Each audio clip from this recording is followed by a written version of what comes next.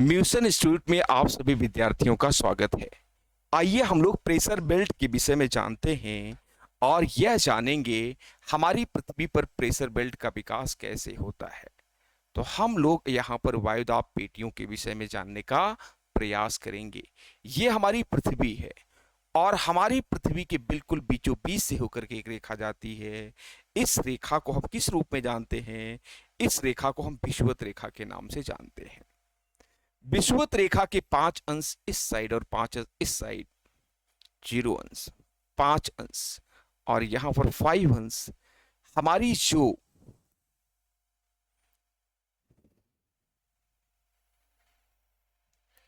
तीस अंश और 35 अंश, इस पेटी को वायुदाब की दृष्टि से हम कहते हैं विषुवत रेखी निम्न वायुदाब पेटी।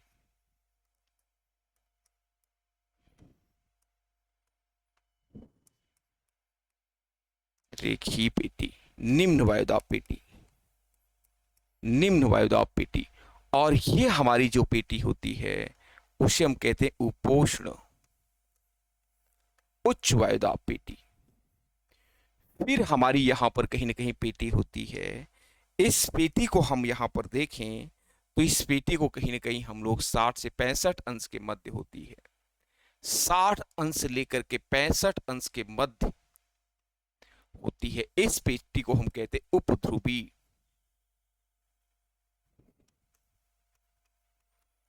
उपध्रुवी निम्न वायुदाब पेटी। और फिर हमारी यहां पर एक पेटी होती है 90 अंश पर, इस पेटी का विकास होता है। इस पेटी को कहीं ना कहीं हम लोग कहते हैं, इस पेटी को कहीं ना कहीं हम इस नाम से जानते हैं, ये पेटी हमारी ध्रुवी उच्च वायुदाब पेटी, क्योंकि यह ताप के कारण इसका विकास होता है। फिर हम लोग यहां पर देखें दक्षिणी गोलार्ध में सेम इसी तरीके की हमारी पेटियों का विकास होता है। यह हमारी पेटी 30 से 35 अंश के मध्य है। इस पेटी को हम लोग कहते हैं उपोष्ण, उपोष्ण उच्च वायुदाब पेटी। और फिर यहां पर हमारी कहीं ना कहीं पेटी होती है, इसे हम लोग देखते हैं, ये हमारी पेटी होती है। इस पेटी को हम लोग कहीं ना कहीं 60 से 65 के मध्य होती है। 60 अंश से लेकर के 65 अंश के मध्य दक्षिणी गोलार्ध में इस पेटी का विकास होता है। इसे उपध्रुवी, दक्षिणी गोलार्ध में है, उपध्रुवी पेटी कहते हैं। और फिर यहां पर कहीं ना कहीं हमारी एक पेटी होती है। इस पेटी को हम लोग यहां पर देखते हैं तो यहां पर हमारी 90 अंश पर एक पेटी होती है, 90 अंश पर इसे हम कहते हैं ध्रुवीय पेटी। ध्रुवीय उच्च वायुदाब पेटी, उच्च वायुदाब पेटी हमारी होती है। इस प्रकार से हमारी पेटियों का कहीं ना कहीं यहां पर विकास होता है, जैसा कि हम देख पा रहे हैं। अब आप लोग जानते हैं, जब हमारी वायुदाब पेटियों का विकास हो गया, इसमें से हमारी 3 पेटियां, जैसा कि हम लोगों ने कल की कक्षा में पढ़ा था, 3 पेटियां हमारी तापजन्य हैं और 4 पेटियां यहां पर हमारी कहीं ना कहीं गतिजन्य हैं। हमारी पृथ्वी की घूर्णन के कारण उनका विकास हुआ है। लेकिन वहीं पर जब हम देखते हैं तो हमारी 3 पेटियां हमारे सूर्य के प्रभाव से विकसित हुई हैं। इस कारण से हम इन्हें विभिन्न नामों से जानते हैं। जब यहां पर उच्च वायुदाब और निम्न वायुदाब का विकास हो गया तो आप सभी विद्यार्थीगण जानते हैं हमेशा हवाएं उच्च वायुदाब से निम्न वायुदाब की तरफ चलेंगी कि नहीं चलेंगी? हमेशा हवाएं उच्च वायुदाब से निम्न वायुदाब की तरफ चलती हैं। तो इस प्रकार से इन हवाओं का प्रवाह और परिसंचरण शुरू हो जाएगा। इस प्रकार से इन हवाओं का परिसंचरण शुरू हो जाएगा। दोनों गोलार्धों में 30 से 35 के मध्य चलने वाली हवाओं को व्यापारिक पवनें कहते हैं। व्यापारिक पवनों के नाम से जानते हैं। ये हमारी व्यापारिक पवनें हैं, इन्हें हम ट्रेड विंड्स के नाम से जानते हैं। ये हमारी ट्रेड विंड्स है। और फिर ये हमारे उत्तरी गोलार्ध और दक्षिणी गोलार्ध दोनों में प्रवाहित होती है। इस विषय को ध्यान में रखना है। फिर यहां पर कहीं ना कहीं हमारी हवाएं इस प्रकार से प्रवाहित होती हैं। इन हवाओं को हम क्या कहते हैं? इन हवाओं को हम कहते हैं पछुआ पौने। पछुआ पौने कहते हैं, क्योंकि इन हवाओं का जन्म कहीं ना कहीं पश्चिम में हुआ है। इस कारण से इन्हें हम पछुआ पौने कहते हैं। जैसा आप देख सकते हैं, पश्चिम से हुआ है, इस कारण से इन्हें हम पछुआ पौने कहते हैं। तो ये हमारी पछुआ पौने हैं। और फिर यहां से हमारी ध्रुवीय प्रदेशों से हवाएं चलती हैं। इन हवाओं को हम कहीं ना कहीं ध्रुवीय पौने कहते हैं या पोलर विंड्स कहते हैं। इन्हें हम ध्रुवीय पौने कहते हैं या फिर इन्हें हम पोलर विंड के नाम से जानते हैं। पोलर विंड है हमारी ये। और फिर यहां पर कहीं ना कहीं हमारी वेस्टर्लीज है। वेस्टर्लीज विंड्स हैं हमारी ये। इस प्रकार से हमारी हवाएं ये चलती हैं। तो ये बात सभी विद्यार्थी को बिल्कुल ध्यान में रखना है कि हमारी हवाओं का प्रवाह कहां से लेकर कहां तक होता है। उत्तरी गोलार्ध में कहां से लेकर कहां तक होता है, दक्षिणी गोलार्ध में कहां से लेकर कहां तक होता है। इस प्रकार से हमारी हवाएं प्रवाहित होती हैं और फिर ये हवाएं हमारी यहां नीचे की तरफ चलती हैं। इस तरीके से प्रवाहित होती हैं। इन हवाओं को हम यहां पर, इन हवाओं को भी व्यापारिक हवा के नाम से जाना जाता है। जैसा कि आपने उत्तरी गोलार्ध में सारी हवाओं के नाम को देखा, तो ऐसा मान लें कि इन हवाओं को भी इसी नाम से जाना जाता है। तो ये बातें ध्यान में रखना है। अब हम लोग यहां पर देख रहे हैं हमारे इस तरीके से ग्लोब पर ये हवाएं चलती हैं। और फिर एक बात यहां पर हमको ध्यान में रखनी है, हमारी हवाएं यहां पर जो उच्च वायुदाब निर्मित होता है, हमारी विषुवत रेखा से उठी हवाएं सभी जाकर के आपकी उपोष्ण कटिबंध 30 से 35 के मध्य में अवतलित होती हैं। ऐसे ही अक्षांश पर गिरती हैं, इसलिए यहां पर कहीं ना कहीं एचपी का निर्माण हो जाता है और यहां से हवाएं उठ जाती हैं। इस कारण से यहां पर एलपी का निर्माण हो जाता है और यहां से भी हवाएं हमारी पृथ्वी की गति के कारण यहां से उठती हैं और सब आकर के यहीं पर अवतलित होती हैं, यहीं पर गिरती हैं दोनों अक्षांशों से, उपध्रुवीय अक्षांश से और कहीं ना कहीं हमारे इन दोनों अक्षांशों से जो हवाएं चलती हैं वो सभी आकर के इसी पर गिरती हैं। कहां पर? उपोष्ण कटिबंध पर आकर गिरती हैं। इस कारण से कहीं ना कहीं यहां पर किसका निर्माण होता है? उच्च वायुदाब का निर्माण होता है, हाई प्रेशर बेल्ट का। और हमारे ध्रुवीय प्रदेशों पर तो ऑलरेडी हाई प्रेशर बेल्ट का निर्माण रहता है, क्योंकि हमारे ध्रुवीय प्रदेशों में हमेशा क्या जमा रहती है? बर्फ जमा रहती है। हमारी ध्रुवीय प्रदेशों पर सूर्य की किरणें बिल्कुल सीधा नहीं जा पाती हैं, बिल्कुल सीधा नहीं जा पाती हैं। इस कारण से कहीं ना कहीं हमारे इस प्रदेश में जो तापमान होता है वो अत्यंत न्यून होता है, अत्यंत कम होता है। इस बात को सभी विद्यार्थी को बिल्कुल ध्यान में रखना है कि यहां हमारा तापमान कहीं ना कहीं अति न्यून होता है। तो ये बातें ध्यान में रखना है कि यहां हमारा जो तापमान होता है वो अति न्यून होता है। और फिर ये सब हवाएं यहीं पर आकर गिरती हैं और हाई प्रेशर बेल्ट का निर्माण करती हैं। और यहां पर जो हाई प्रेशर बेल्ट बना है, इस हाई प्रेशर बेल्ट को जो यहां पर निर्मित हुआ है, इस हाई प्रेशर बेल्ट वाले स्थान को हम कहते हैं अस्वच्छांश। इस 30 और 35 अंश अक्षांश को हम अस्वच्छांश के नाम से जानते हैं। तो आपके मन में आ रहा होगा कि यहां पर घोड़े का क्या काम है, यहां पर अस्वच्छांश का क्या काम है। तो यहां पर कहीं ना कहीं इस अक्षांश को अस्वच्छांश कहते हैं। प्राचीन काल में आप सभी लोग जानते हैं, प्राचीन काल में कहीं ना कहीं घोड़ों का व्यापार हुआ करता था। घोड़े एक दूसरे देश में व्यापार हुआ करता था और घोड़ों की बहुत पूछ थी। और यूरोप में पाए जाने वाले घोड़े अच्छी नस्ल के घोड़े माने जाते थे और इनका व्यापार दुनिया के विभिन्न भागों में होता था। जब घोड़ों का व्यापार होता था तो ऐसे में यूरोप से घोड़े कहीं अफ्रीका में आ रहे हैं या कहीं भारत में आ रहे हैं, उस दौरान इस अस्वच्छांश से होकर गुजरते थे। उस समय घोड़ों की बहुत ज्यादा प्रासंगिकता थी। अब क्यों थी, इस बात को जानने के लिए आपको एक बात जाननी पड़ेगी, इतिहास के उस आयाम में झांकना पड़ेगा जहां घोड़ों का बहुत इंपॉर्टेंस था, कहीं ना कहीं परिवहन की दृष्टिकोण से।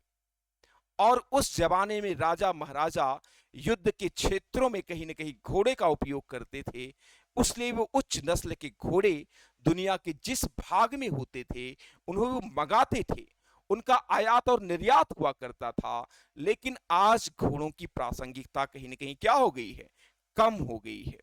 अब घोड़े केवल शादी और विवाह तक ही सीमित है, वहीं पर आपको दिखाई देते हैं। तो जब ये घोड़े अंतरराष्ट्रीय व्यापार के दौरान इस अक्षांश से गुजरते थे, तो आकस्मिक रूप से यहां वायुदाब अधिक होने की वजह से उनकी नावें डूबने लगती थी। पाल की नौकाएं हुआ करती थी, जब नौकाएं डूबने लगती थी तब मरता क्या ना करता, तब व्यापारी लोग घोड़े को समुद्र में कुदा देते थे। और जब घोड़ों की संख्या कम हो जाती थी, उनके भार कम हो जाते थे नाव के, तो कहीं ना कहीं नाव ऊपर आ जाती थी। और दरअसल व्यापारी गण ये नहीं जानते थे कि यहां वायुदाब प्रेशर है, क्योंकि उस समय विज्ञान और तकनीकी का उतना ज्यादा विकास नहीं हुआ था। उनका मानना था कि यहां कोई राक्षसी शक्ति है, और वो राक्षसी शक्ति कहीं ना कहीं यहां पर क्या कर रही है, घोड़ों को खाती है, घोड़ों का बलिदान मांगती है। इसलिए इस अक्षांश पर वो घोड़ों को कुदा दिया करते थे। तो जब आधुनिक युग में भूगोल शास्त्र बढ़ा और इस पर रिसर्च हुआ, तब यह ज्ञात हुआ कि ये ऐसा कारण है। लेकिन तब तक यहां पर घोड़ों की व्यापक पैमाने पर कुर्बानियां हो चुकी थी, उन्होंने अपना बलिदान दे दिया था। इसीलिए यहां पर जियोग्राफर्स ने इस अक्षांश का नाम अश्वक्षांश रखा। अश्वक्षांश के नाम से इसे हम जानते हैं, हॉर्स लेटिट्यूड के नाम से इसे हम जानते हैं। तो ये बातें सभी विद्यार्थी को ध्यान में रखना है। आज के बाद से अश्वक्षांश के विषय में कहीं ना कहीं आपको कोई कंफ्यूजन नहीं होना चाहिए। Examiner direct multiple choice question में आपसे पूछ सकते हैं कि हमारे अश्वक्षांश क्या होते हैं।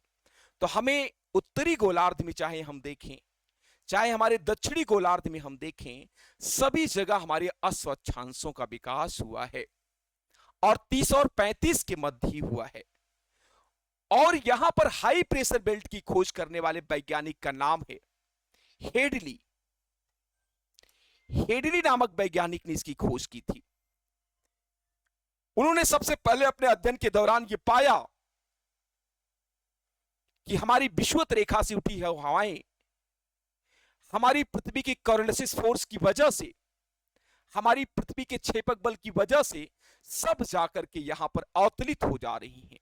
उपोष्णकटिबंधीय पेटी पर जाकर सब अवतलित हो जा रही हैं, सभी गिर रही हैं।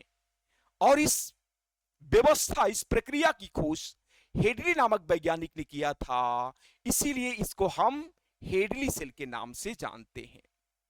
तो ऐसा सभी विद्यार्थी को ध्यान में रखना है, सभी ध्यान पूर्वक इसको समझ लें।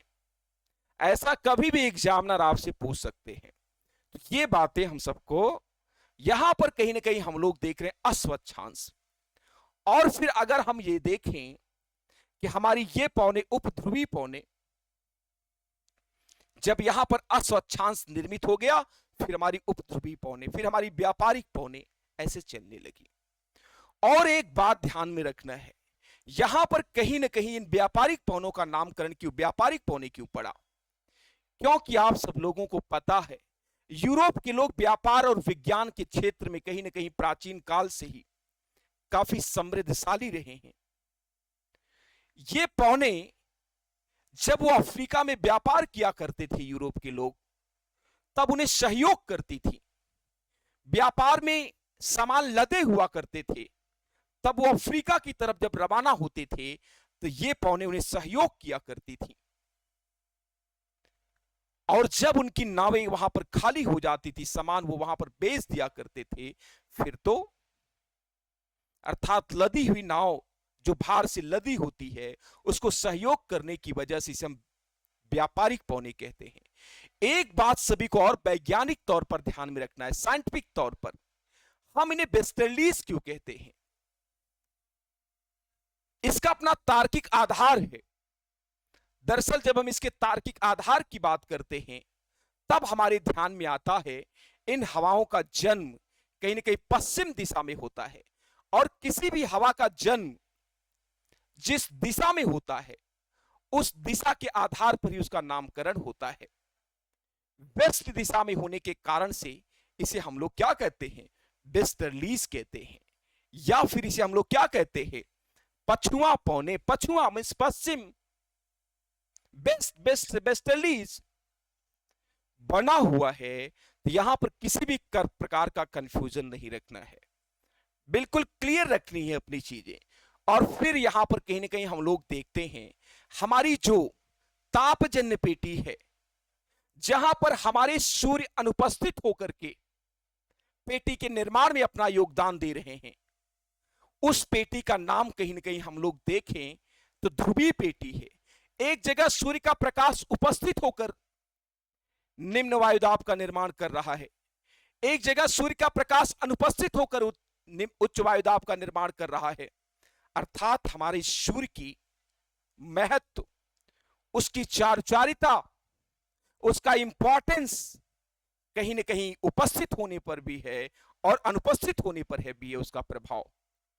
कहीं पर उपस्थित होकर के वायुदाब पेटी का निर्माण कर दे रहा है, निम्न वायुदाब के निर्माण का कारक बन रहा है, कहीं पर अनुपस्थित होकर निम्न वायुदाब का कारण बन रहा है, उच्च वायुदाब का कारण बन रहा है। ये पेटियां कहीं ना कहीं हमारी कैसी पेटियां हैं, तापजन्य पेटियां हैं, ताप के कारण। और फिर कहीं ना कहीं हमारी डायनेमिक पेटियां भी हैं, जिनका निर्माण कहीं ना कहीं गति के कारण हमारी पृथ्वी पर होता है। 4 पेटियां ऐसी जिनका गति के कारण कहीं ना कहीं निर्माण होता है। अब हम यहां पर देख रहे हैं ये हमारी हवाएं चलती हैं, इस तरीके से हमारी हवाओं का परिसंचरण होता है। यहां पर एक विषय समझने का बहुत,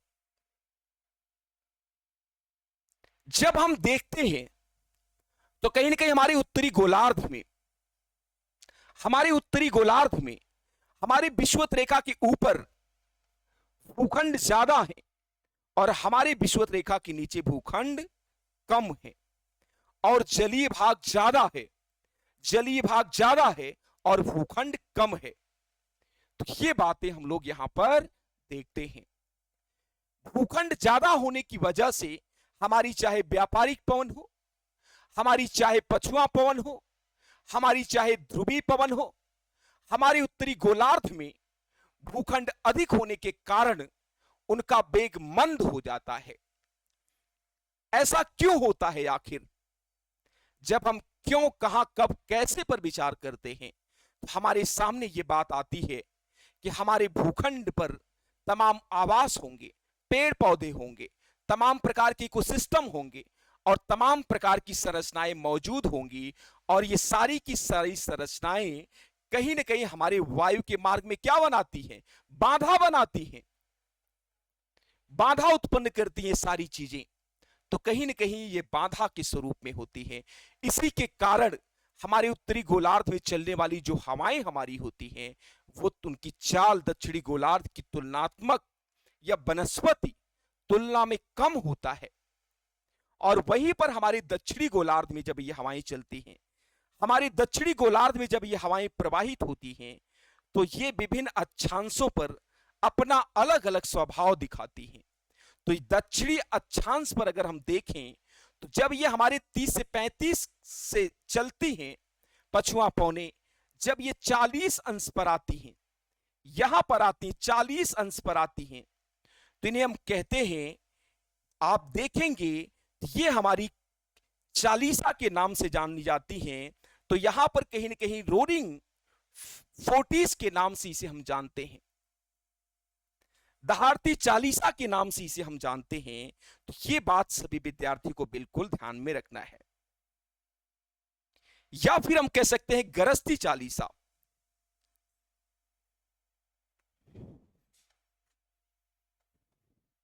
ये हमारा चालीसा हनुमान चालीसा है। और फिर यहां पर कहीं ना कहीं आप देखें जब यही हमारे 50 अंश पर पहुंचती हैं, जिन्हें हम कहते हैं भयंकर 50।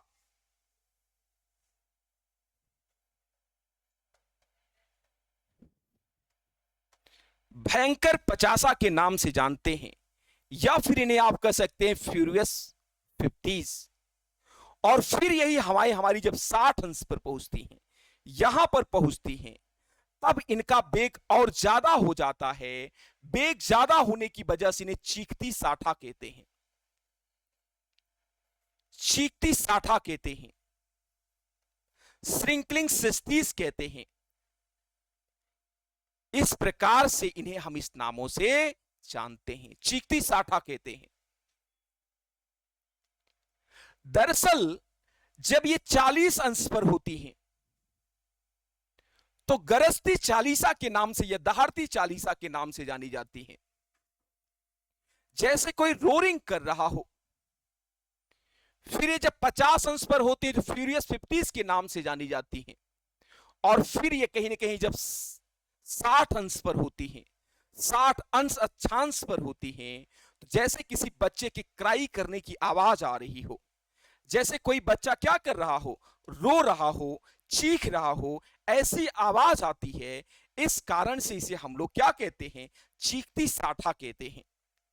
जब आप कभी यहां पर जाएंगे और अपनी पाल या नौका खड़ी करेंगे अपने पोत को दक्षिणी गोलार्ध के 60 अंश पर, तब आपको ऐसा दिखाई देगा, तब आपको ऐसा महसूस होगा। तो यहां पर कहीं ना कहीं ये बातें ध्यान में रखना है। ये हमारी चीखती साठा, जैसे किसी बच्चे की आपको साए साए की आवाज, जैसे हवा में जब आप जाते हैं तो साए साए की आवाज आती जब कोई अवरोध नहीं होता। तो इसी तरीके से जब हवाएं जल को स्पर्श करती हैं तीव्र गति से, तो जैसे बच्चे के क्राई करने की आवाज आ रही हो, ऐसा आभास होता है। आपकी विभिन्न प्रतियोगी परीक्षाओं में गरजती, भयंकर और चीखती, ये सारे हनुमान चालीसा से प्रश्न बराबर आते रहते हैं। तो कहीं न कहीं से हनुमान चालीसा की तरह श्री गुरुचरण सरोज रज निज मन मुकुर सुधार, बरनहु रघुबर विमल जस, जो फलदायक चारु। तो यहां पर कहीं ना कहीं इसको याद कर लें उसी तरीके से, क्योंकि हर प्रतियोगी परीक्षा में कहीं ना कहीं यह पूछा जा सकता है। हर प्रतियोगी परीक्षा में इस तरीके से गरजती चालीसा, भयंकर 50, चीखती साठा से आपको बराबर प्रश्न आते रहते हैं। तो ये बातें सभी विद्यार्थी को ध्यान में रखनी है। और फिर यहां पर हम लोग देखते हैं, ये हमारी ध्रुवी पौने हैं। इस प्रकार से हमारी ध्रुवी पौने चलती हैं, इस प्रकार से हमारी ध्रुवी पौनों का प्रवाह होता है। तो यहां पर हम लोग देख रहे थे हमारी व्यापारिक पौने क्या होती हैं, हमारी पछुआ पौनों का प्रवाह कैसे होता है, हमारी ध्रुवी पौनों का क्या मतलब होता है, हमारा अश्वत्थांश कैसे निर्मित हुआ, इसका अश्वत्थांश नाम कैसे पड़ा, व्यापारिक पौन नाम कैसे पड़ा। तो इन सारे आयामों को भी हम बिल्कुल अपने ध्यान में रखेंगे। अब यहां पर हम देखें तो हमारी वायुदाब पेटियों में खिसकाव भी होता रहता है। हमारी वायुदाब पेटियां सूर्य के उत्तरायण और सूर्य के दक्षिणायन होने के साथ उनमें उत्तरी गोलार्ध और दक्षिणी गोलार्ध में जाने की प्रक्रिया भी कहीं ना कहीं होती रहती है। तो इस बात को आइए हम देखते हैं, हमारी वायुदाब पेटियां कैसे खसकती हैं। जब हमारा सूर्य कहीं ना कहीं यहां विषुवत रेखा पर होगा, उस दौरान कहीं ना कहीं ये वायुदाब पेटियां आपको दिखाई पड़ेंगी, जैसा आप देख रहे हैं। जब ये सूर्य की किरण कहीं ना कहीं हमारी इस रेखा पर होगी, हमारे कर्क रेखा पर होगी, तब हमारी ये पेटियां कहीं ना कहीं आप देखेंगे 5-5 अंश खिसक जाती हैं ऊपर। और फिर यह हमारी सूर्य की किरण जब यहां 22 दिसंबर को कहीं ना कहीं 22 दिसंबर को आपका भारत यहां है, कर्क रेखा भारत के 8 राज्यों से बिल्कुल बीचों बीच से होकर के जाती है। तो इस प्रकार से आपका महान भारत सशक्त भारत, मजबूत भारत, समृद्ध भारत, ये यहां पर है। और इस तरीके से आपका भारत कहीं ना कहीं यहां पर मौजूद है और आपके भारत से होकर के आपकी कर्क रेखा जाती है। तो यहां पर कहीं ना कहीं हम देखेंगे तो ये हमारा विषु संक्रांति होता है। अब यहां पर हम लोग देखें तो जब हमारी सूर्य की किरण कहीं ना कहीं हमारी इस रेखा पर पड़ेगी तो हमारी ये वायुदाब पेटियां कहीं ना कहीं 5-5 अंश क्या हो जाती हैं, खसक जाती हैं, ऊपर की तरफ इनकी शिफ्टिंग हो जाती है। और फिर ये जब दक्षिणी गोलार्ध में आते हैं हमारी सूर्य की किरण मकर रेखा पर, यही हमारी वायुदाब पेटियां पुनः 5-5 अंश दक्षिण की तरफ खिसक जाती हैं। और इसी कारण से भारत में मानसूनी हवाओं का प्रवेश होता है। वायुदाब पेटियों के खिसकाव के कारण ही कहीं न कहीं भारत में ग्रीष्म संक्रांति का निर्माण होता है। और इसी कारण से कहीं न कहीं आप देखेंगे भारत में वर्षा का आगमन होता है। भारत की मुख्य भूमि पर लो प्रेशर बेल्ट का निर्माण होता है। पेशावर के आसपास वाले इलाके में, तकला मकान के पास वाले इलाके में लो प्रेशर बेल्ट का निर्माण होता है। आपके यहां हिंद महासागर में कहीं ना कहीं हाई प्रेशर बेल्ट का निर्माण होता है और यहां से हवाएं सीधा प्रवेश करती है भारत में और भारत की मुख्य भूमि से टकराकर, पिरामिडाकार है भारत की भूमि, पिरामिड की आकार है, तो भारत की मुख्य भूमि से टकरा करके दो शाखाओं में विभक्त हो जाती हैं, अरब सागर की शाखा और दूसरी हमारी बंगाल की खाड़ी की शाखा। बंगाल की खाड़ी की शाखा हमारी औसतन मजबूत होती है। लेकिन यही हाई प्रेशर बेल्ट जो हमारी हिंद महासागर में बना हुआ है, हम आपको बताएंगे कि कैसे इस पर अल नीनो, पेरू की जलधारा, दक्षिणी अफ्रीका अमेरिका में चलने वाली जलधारा अल नीनो कैसे हमारे मानसून को अपनी तरफ खींच लेती है। और जब अपनी तरफ खींच लेती है तो भारत में मानसून की मात्रा कम हो जाती है अल नीनो वर्ष में, अर्थात मैं कहूं भारत में वर्षा की मात्रा कम हो जाती है। तो जो भी हवाएं, इन्हीं हवाओं के परिसंचरण से हमारे यहां वर्षा, मानसून, ये सारी चीजें कहीं ना कहीं डिपेंड होती हैं, ये सारी चीजें कहीं ना कहीं निर्भर करती हैं। सभी विद्यार्थी इस विषय को बिल्कुल ध्यान में ले लेंगे।